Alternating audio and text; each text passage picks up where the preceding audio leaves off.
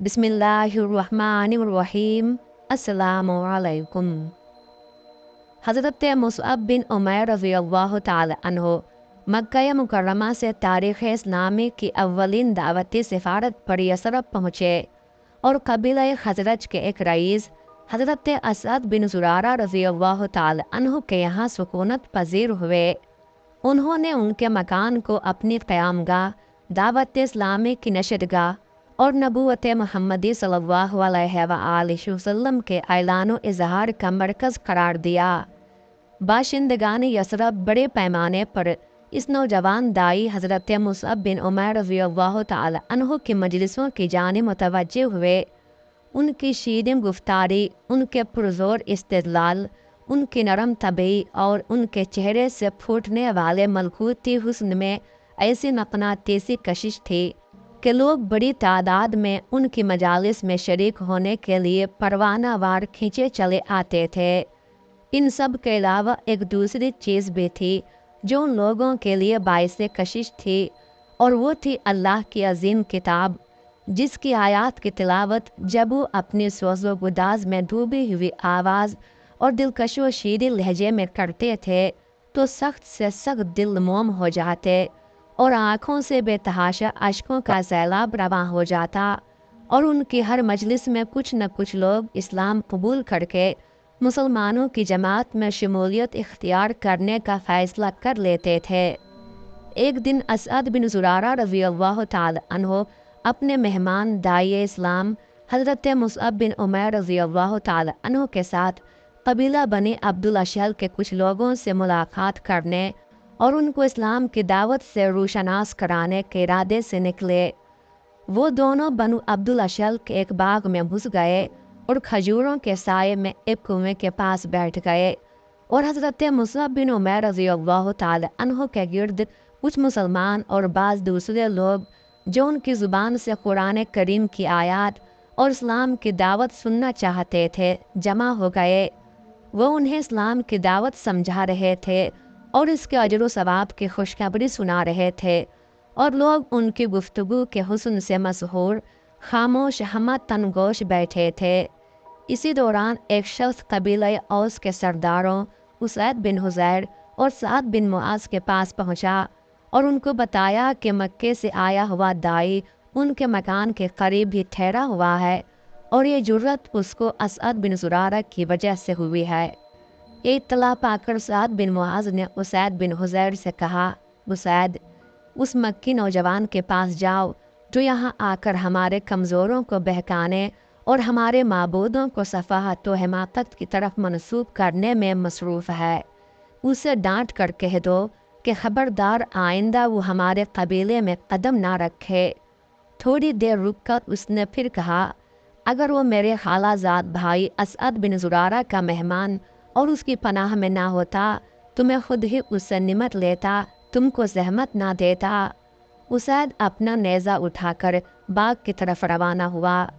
जब हज़रत असद बिन ज़ुरारा रज़ियल्लाहु ताला अन्हु ने उसको आते हुए देखा तो मुसअब बिन उमैर रज़ियल्लाहु ताला अन्हु से बोले, मुसअब, ये अपने कबीला का सरदार, उनमें सबसे ज़्यादा हलीम व बुर्दबार और साहिब फजल कमाल शख्स उसैद बिन हुज़ैर है। अगर यह शख्स इस्लाम कबूल कर ले तो इसके इक़्तिदा में बहुत से लोग दायरे इस्लाम में दाखिल हो जाएंगे।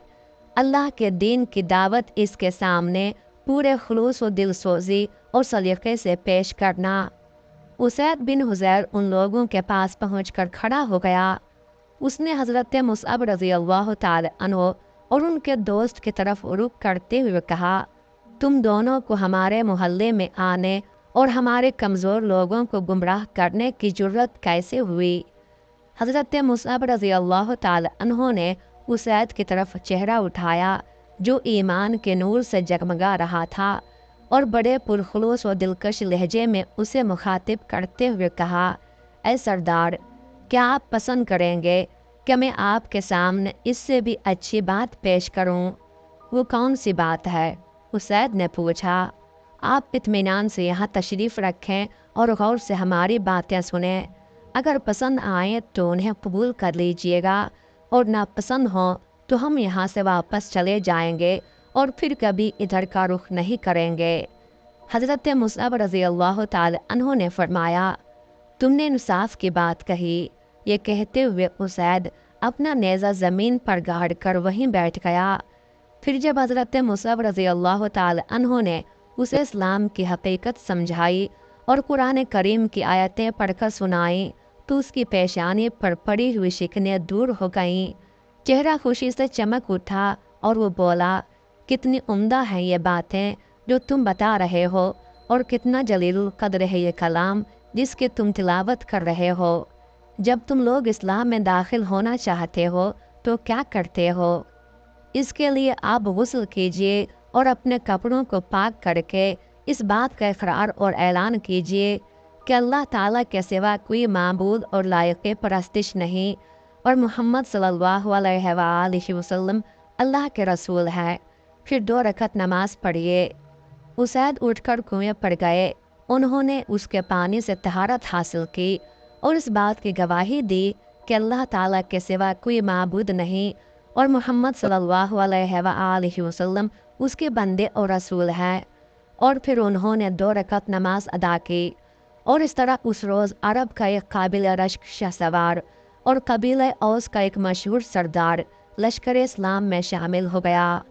عقل و دانائی میں ان کی برتری اور حسب و نسب میں ان کے فضل و شرف کی وجہ سے ان کے قبیلے نے ان کو کامل کے لقب سے نوازا تھا۔ وہ سیف و قلم دونوں کے دھنی تھے۔ وہ شاہ سواری اور تیر اندازی میں کامل دستگاہ رکھنے کے ساتھ ساتھ ایک ایسے معاشرے میں قرأت و کتابت کے وصف سے متصف تھے جس میں ایسے افراد نہایت کامیاب تھے جو پڑھنا لکھنا جانتے ہوں۔ ان کا قبول اسلام سعد بن معاذ کے قبول اسلام کا سبب بنا، اور ان دونوں کا دائرہ اسلام میں داخل ہونا قبیلہ اوس کی ایک بڑی تعداد کے لیے مشرب اسلام ہونے، مدینہ کے رسول اللہ صلی اللہ علیہ وآلہ وسلم کے لیے دار ہجرت، اسلام کی پناہ گاہ اور اس کی عظیم سلطنت کا پایہ تخت بننے کا ذریعہ بن گیا۔ حضرت اسید رضی اللہ تعالی عنہ نے جب سے حضرت مصعب بن عمیر رضی اللہ تعالی عنہ سے قرآن سنا تھا، وہ اس طرح اس کا گرویدہ ہو گئے تھے جیسے کوئی محب اپنے محبوب پر فریفتہ ہو جاتا ہے، اور وہ اس کی طرف اس طرح متوجہ ہوئے تھے جیسے کوئی پیاسا سخت گرمی کے دن میں میٹھے اور ٹھنڈے پانی کے گھاٹ کی طرف لپکتا ہے۔ انہوں نے قرآن عظیم کی تلاوت کو اپنا شب و روز کا مشغلہ بنا لیا تھا۔ وہ یا تو اللہ کی راہ میں جہاد کرتے ہوئے نظر آتے یا تنہائی میں کتاب الہی کی تلاوت میں مشغول دکھائی دیتے تھے۔ ان کی آواز بڑی پرسوز، ان کا لہجہ نہایت واضح اور ان کی ادائیگی بہت صاف تھی۔ عام طور سے قرآن مجید کی تلاوت ان کو اس وقت بہت بھلی معلوم ہوتی تھی جب رات پرسکون ہوتی، ماحول پر مکمل اور گہرا سناٹا طاری ہوتا، لوگ سو چکے ہوتے اور دلوں میں تقدر نہ ہوتا۔ ان کی تلاوت قرآن کی شیرینی و حلاوت سے آسمان والے بھی اسی طرح محظوظ ہوتے تھے جس طرح زمین والے اس سے لذت اندوز ہوتے تھے۔ آپ ہو بہو اسی طرح قرآن مجید پڑھتے جیسا کہ حضور صلی اللہ علیہ وآلہ وسلم پر نازل ہوا تھا۔ ایک رات کا واقعہ ہے کہ حضرت اسید رضی اللہ تعالی عنہ اپنے گھر کے صحن میں لیٹے ہوئے تھے۔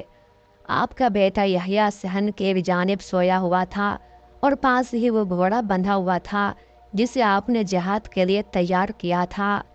رات پرسکون تھی، آسمان صاف و شفاف اور خوبصورت تھا۔ چشمے فلک پیار بھرے انداز میں پرسکون زمین کو دیکھ رہی تھی۔ حضرت اسید رضی اللہ تعالی عنہ کے دل میں آیا کہ پورنم فضا کو قرآن مہک سے معطر کیا جائے۔ چنانچہ انہوں نے اپنی سوز و گداز میں ڈوبی ہوئی دلکش آواز میں سورہ بقرہ کی تلاوت شروع کر دی۔ اچانک انہوں نے محسوس کیا کہ ان کا گھوڑا اس طرح اچھل کود رہا ہے جیسے وہ اپنی رسی توڑ لے گا۔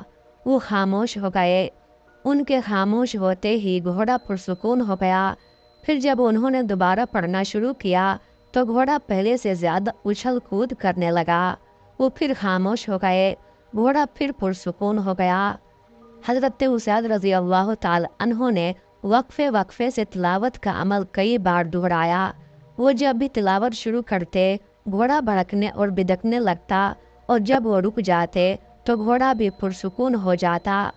انہیں اپنے بیٹے یحییٰ کے متعلق یہ خطرہ محسوس ہوا کہ کہیں گھوڑا اسے کچل نہ دے، اس لیے وہ اس کو جگانے کے لیے اس کے پاس گئے۔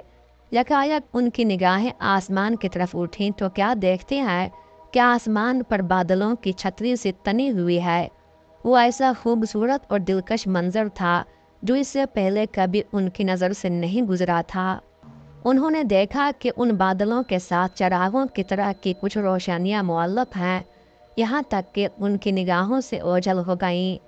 صبح کو رسول اللہ صلی اللہ علیہ وآلہ وسلم کی خدمت میں حاضر ہو کر جب انہوں نے رات کا واقعہ بیان کیا تو آپ صلی اللہ علیہ وآلہ وسلم نے فرمایا، اسید، وہ فرشتے تھے جو تمہاری تلاوت سننے کے لیے آئے تھے۔ اگر تم نے اپنی قرأت کا سلسلہ منقطع نہ کیا ہوتا تو لوگ انہیں کھلم کھلا دیکھ لیتے۔ جس طرح حضرت اسید رضی اللہ تعالی عنہ کو کتاب الہی سے غیر معمولی عشق تھا، اسی طرح انہیں رسول اللہ صلی اللہ علیہ وآلہ وسلم سے بھی بے انتہا محبت تھی۔ ان کے دل میں اکثر یہ تمنا کروٹیں لیتی رہتی تھی کہ ان کا جسم نبی کریم صلی اللہ علیہ وآلہ وسلم کے جسم مبارک سے مس ہو جائے اور وہ جھک کر آپ کے جسم مبارک کا بوسہ لے لیں، اور حسن اتفاق سے ایک بار ان کو یہ موقع نصیب ہو گیا۔ ہوا اس طرح کہ ایک دن حضرت اسید رضی اللہ تعالی عنہ مجلس میں بیٹھے لوگوں کو نصیحت آموز کہانیاں سنا رہے تھے۔ حضور صلی اللہ علیہ وآلہ وسلم نے اس سے خوش ہو کر اپنے ہاتھ کی انگلی ان کی کوکھ میں ہلکے سے چبھوئی تو انہوں نے کہا کہ یا رسول اللہ صلی اللہ علیہ وآلہ وسلم، آپ نے مجھے تکلیف پہنچائی۔ تو آپ نے کہا کہ اسید، تم مجھ سے اس کا بدلہ لے لو۔ حضرت اسید رضی اللہ تعالی عنہ نے کہا کہ آپ کے جسم پر اس وقت تمیز ہے، اور جب آپ صلی اللہ علیہ وآلہ وسلم نے میرے جسم میں انگلی چبھوئی تھی تب میرے بدن پر کپڑا نہیں تھا۔ یہ سن کر آپ صلی اللہ علیہ وآلہ وسلم نے جسم سے کپڑا اٹھا دیا تو حضرت اسید رضی اللہ تعالی عنہ جسم مبارک سے چمٹ گئے اور آپ کے جسم اقدس کو چومنے لگے، اور ساتھ ہی انہوں نے اپنی اس تمنا کا اظہار کرتے ہوئے عرض کی، یا رسول اللہ صلی اللہ علیہ وآلہ وسلم، میرے ماں باپ آپ پر قربان ہوں، جب سے میں آپ پر ایمان لایا ہوں اسی دن سے میری یہ دلی تمنا تھی کہ آپ کے جسم اطہر و اقدس کو چوموں۔ اللہ کا شکر ہے کہ آج میری یہ تمنا پوری ہوئی۔